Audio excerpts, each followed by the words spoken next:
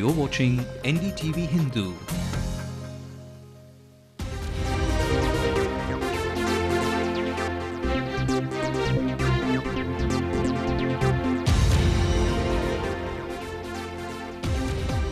At the mega protest in Trichy, the Queen Bee slams the DMK government over mismanagement of farmers in the state, blames the government for taking no steps to curb price rise. Meanwhile, many districts are sitting in the dark. Power cuts reported in Namakkal and Salem. AIDMK alleges a sabotage attempt. The Canadian government speaks exclusively to NDTV Hindu, says they will screen all the 500 men for security threats. A family in Salem is butchered in the name of property. The accused still looms large as police investigates. A devotee's paradise, but a pedestrian's nightmare. RD celebrations in Chennai proved to be quite a nuisance for many. The weekend courts reach out to more than 600 cases, advantage working couples, but not quite the same for the advocates. 15 years, but worth the wait for the fans of superstar in Amchi, Mumbai. Actor Rajinikanth gears up to launch the music of Endiran. And Chennai Live invites the reality format to the radio waves. We bring you a sneak peek. Good evening. This is Headlines Now on NDTV Hindu. I am Evelyn Matthew. I'm Shabir Ahmad and I'll bring you all the latest on the Jayalalitha's rally. That's right. Plenty making the news at this hour politically in the state and in the rest of the country. We bring you all of those stories in detail right here on NDTV Hindu. But a look at the stories making national headlines as well. The Prime Minister makes a strong indictment of irregularities and slippages in the Commonwealth Games. The Cabinet Secretary to oversee the CWG work. No let-up in the violence in Kashmir rally. Curfew is reimposed in Srinagar. The Chief Minister heads a high-level security meet. Tension in Kerala builds as PDP leader Abdul Nasir Madani, the accused in the Bangalore blast, may be arrested soon. Police cordon off the Kollam region. And an injured Dinesh Karthik leaves Captain Cool, only hoping for the best in Dambulla. The big political story that's been our focus today. The district of Trichy was the main opposition, the AIDMK's destination today, in a large turnout at the huge protest presided by Ms. Jayalalitha, the General Secretary of the AIDMK. She was quite vocal today about the state of corruption the agricultural sector of the state has fallen into. More than 2 lakh people were believed to be part of that rally. Fourth in her series of protests, she slammed the DMK government this time for its inability to help the farmers in the state. Ms. Jayalalitha said that the farmers were in dire straits due to the lack of water and electricity. She said that the cultivation in the Delta region has depleted because the DMK government was unable to get justice for Tamil Nadu in the Kaveri water dispute. Attacking the family of Karunanidhi, she alleged that MK Arigiri has been sidelined all this long as he had married a Dalit woman.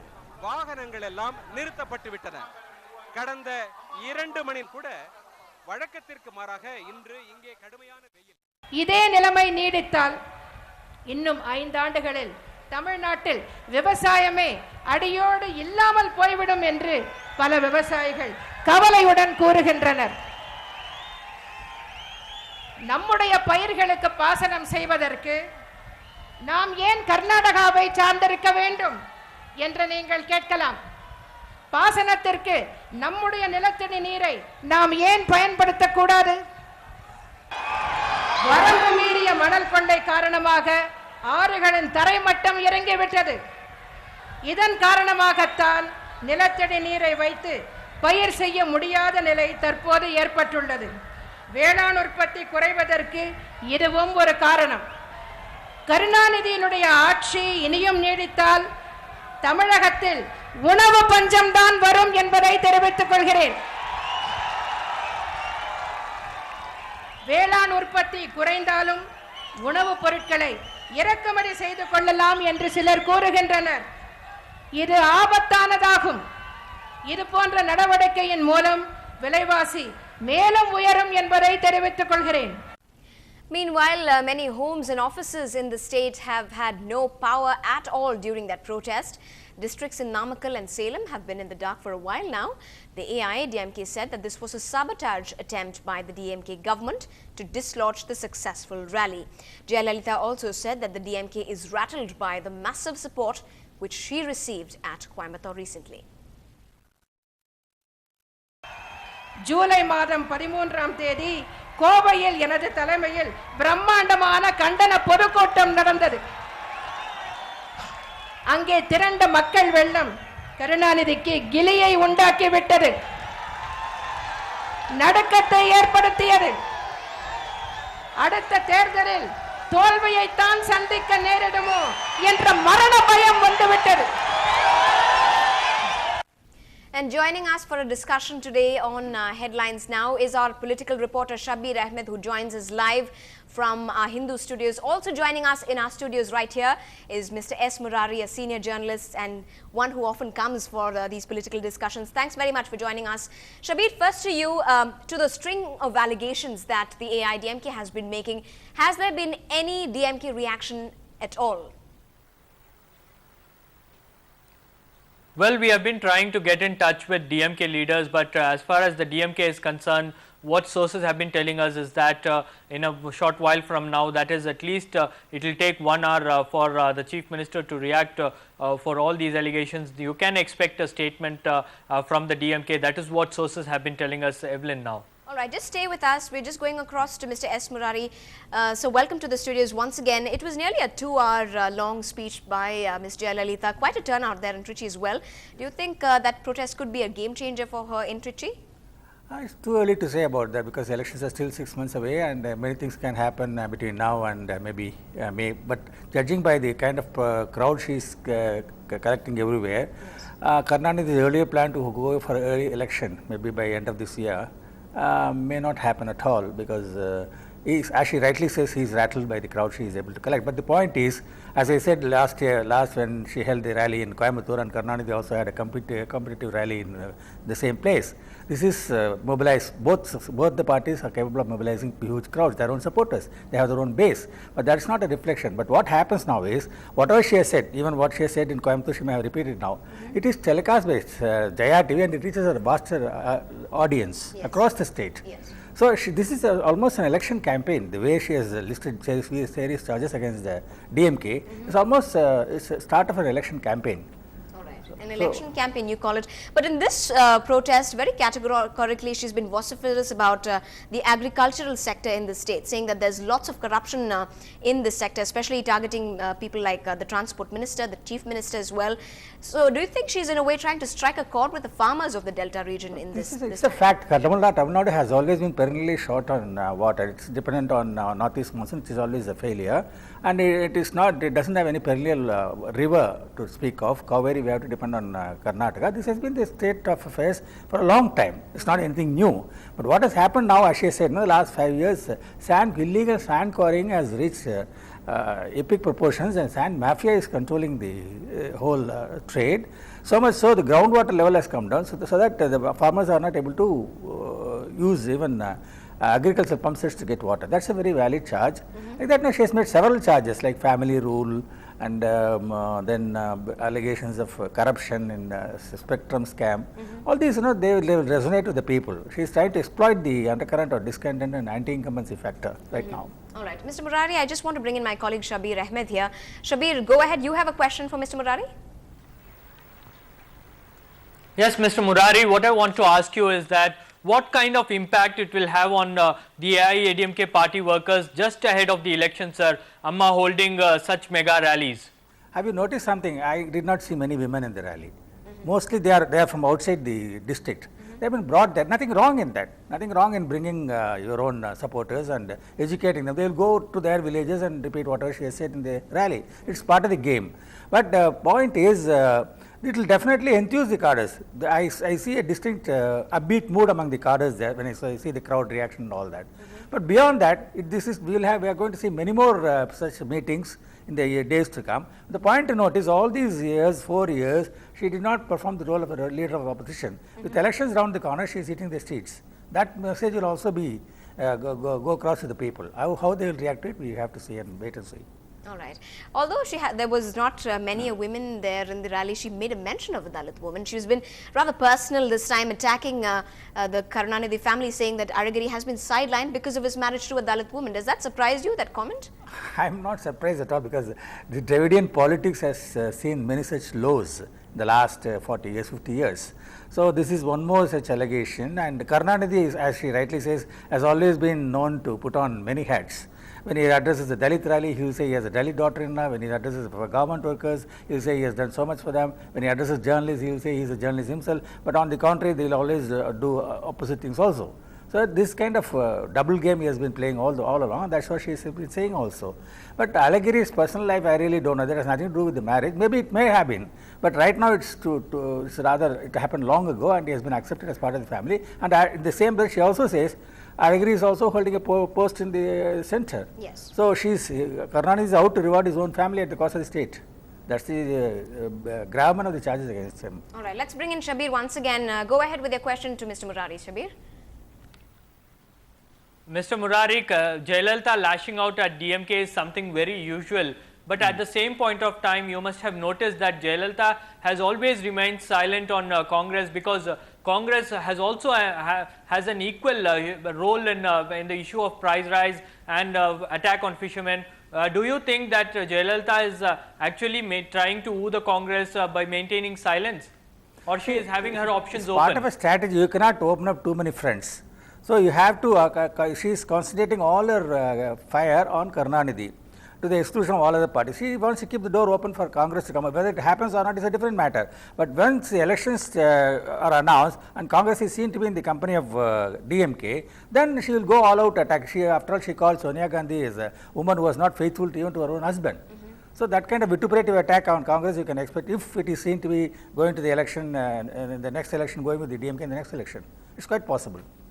All right. Also, she's taken this opportunity. But she has also supported Congress, saying that Karunanidhi has failed to accommodate Congress in his cabinet, that he did not provide them with their share. So, what do you think that she is actually trying to strike a chord with the leaders, the local leaders of Congress here?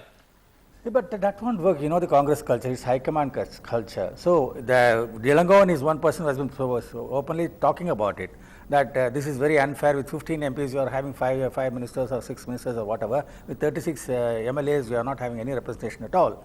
And Karunanidhi has said this kind of talk will strain the relationship between the two parties. But why blame Karunanidhi when Sonia Gandhi is agreeable to Congress not taking a claim, forcing the issue on this matter?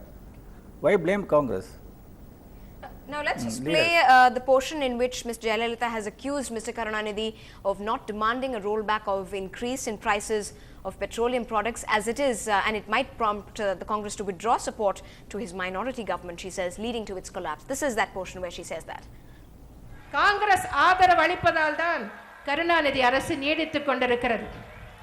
காங்கிரஸை அமைச்சரவையில் சேர்த்துக் கொள்ளக்கூடிய பரந்த மனம் கருணாநிதிக்கு இல்லை.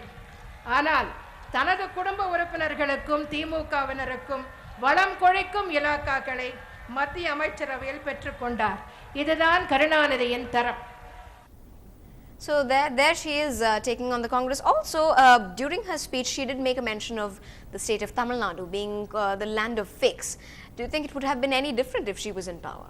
That's the problem, you know, we don't have much of a choice. If you don't like DMK, or you have seen both DMK and ADMK in the last 40 years, 50 years. If you want a change, there is no choice. You have to choose lesser of the two evils. That's the tragedy of the whole situation here. Because I can always counter each allegation she has made about what it has been like during the Jayalalitha rule. A simple issue like, you know, Karunanidhi taking offense to being called by his name, she is absolutely right. It's not disrespectful to call a person by his name. But what about Jayalalitha? Has anyone called her by her name in the assembly? She is Purachitale. What revolution has she wrought? Why this kind of adulation? This is sycophancy at its worst, kind peculiar to Tamil Nadu. It doesn't happen anywhere else in the country. All right. So, it's the same everywhere, at every level. She talks about family role. What about Sashikala's undue influence on party whenever she was in power? These are all allegations which have been proved, and she says it's ridiculous for a ruling party to launch an agitation against a leader of the opposition. I fully agree with her. But on the flip side is Jayalalitha coming out with this very specious argument that all the documents in the disproportionate assets case should be retranslated in Tamil because they are not correctly translated. So the DMK takes umbrage and says you are deliberately dragging the feet, you are deliberately delaying the case. But DMK should have fought the issue in the court, not in the streets. So there are two sides to every issue. But how the people will take it, we don't know, because they don't bother about the right or wrong. There is a discontent and she is out to tap it.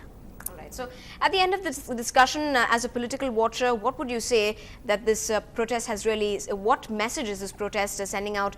Was it a little too late? No, it's not too late. She started at the right time. In fact, she started too early, I would say, because this momentum may die down if she keeps up like this. She has to keep some more ammunition, but Karnataka is giving her new ammunition every day. This misgovernance or maladministration or the tea factory. Anyway. So each day she comes out with something new, and she has a good crop of speech writers who are ready to list everything, and she reaches out to the audience. And that is food for us for discussions like this. Absolutely. Thanks very much indeed, Mr. Murari, for joining us this evening for this discussion. And thanks very much indeed, Shabir, for joining us from the Hindu studios there for this discussion. Now into other news, the arrival of a large group of Sri Lankan refugees in Canada has surprised many. It comes in the wake of regular claims by the Sri Lankan government that it was resettling Tamil refugees to their original homes as quickly as possible. But there are growing doubts now about the actual condition of the refugees. Canadian naval boats escorted MV Sunsea with 490 Sri Lankan Tamils on board. Among them, there are young children, including a 6-month-old baby and a pregnant woman. The arrival of the refugee ship in Canada comes as Sri Lanka claims it is doing everything possible to resettle its displaced Tamil citizens. Canada has also expressed security concerns over the arrival. This afternoon, a vessel carrying 490 individuals claiming refugee status, including suspected human smugglers and terrorists, has entered our water, and the Canadian government is taking action. At the seaport in southwest British Columbia, the refugees were taken to the Victoria General Hospital. Many of them are suspected to be down with TB and other diseases after the long, dangerous journey. They are out there waiting for their hearings. They're living with the families that, relatives or the people that don't have relatives here are living with host families, taking English classes, checking in with immigration once in a while, and getting ready to basically become a part of Canadian society. We also have very sophisticated legal means at our disposal to address genuine security threats or any concerns about criminality. If we find that there are security risks, then they have to be sent home. But in Canada, we do it one by one. That's the way we ought to do it on this boat. The arrival of refugees in Canada has raised doubts about the seriousness of Sri Lankan President Mahinda Rajapaksa's claims that Tamil refugees are being restored to their original homes from camps. In Chennai, with Sai Manish, J. Santosh, NDTV Hindu. This is headlines now. Coming up on the bulletin, time to make some noise for a reality check on the radio. Chennai Live makes another first attempt in the city's soundscape.